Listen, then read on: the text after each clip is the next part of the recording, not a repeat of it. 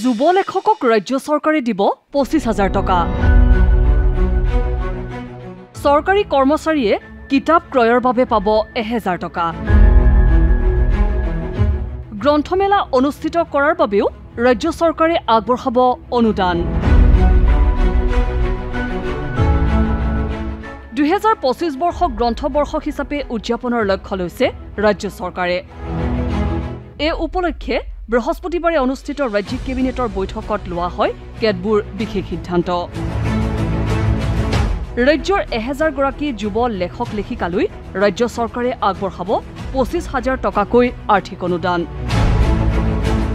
গ্ৰন্থমেলা আয়োজনৰ বাবে জিলা আৰু সমজিলাসমূহলৈ আগবঢ়াব ৫ লাখ আৰু ২.৫ লাখ টকাৰ বিত্তীয় সাহায্য। ১,০০০ যুৱ লেখকে ২৫,০০০ টকা কৰি আৰ্থিক উদগনি লাভ কৰিব।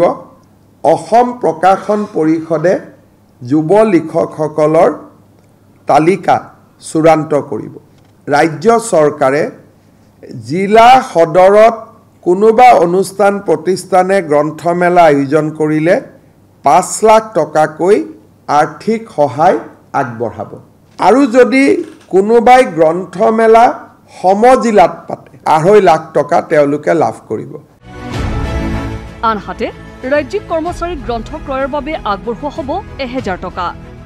ৰাজ্য চৰকাৰৰ যিমান কৰ্মচাৰী আছে এই কৰ্মচাৰীসকলক নৱেম্বৰ মাহৰ দৰমহাত আমি ১,০০০ টকা অতিৰিক্ত কৰি দিম।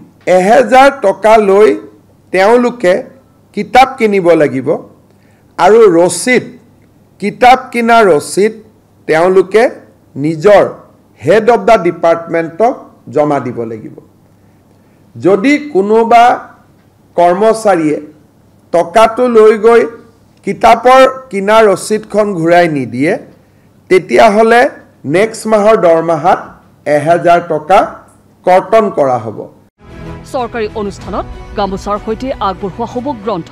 ১৬ আগষ্টৰ পৰা ৰাজ্য চৰকাৰে প্ৰতিখন চৰকাৰী ফাংচনত এই কিতাপৰ বৰ্ষ শেষ নোহোৱাৰ পৰিৱৰ্তে লৈকে গামোচাৰ লগতে একোখন কিতাপেৰে আমি বিশিষ্ট অতিথিসকলক সম্বৰ্ধনা বা আমি তেওঁলোকক সন্মানিত কৰিম। ৰাজ্যৰ ১২ লাখ লোকলৈ প্ৰেৰণ কৰা হ'ব সুধাকণ্ঠ ডক্টৰ ভূপেন হাজৰিকাৰ জীৱন আধাৰিত গ্ৰন্থ।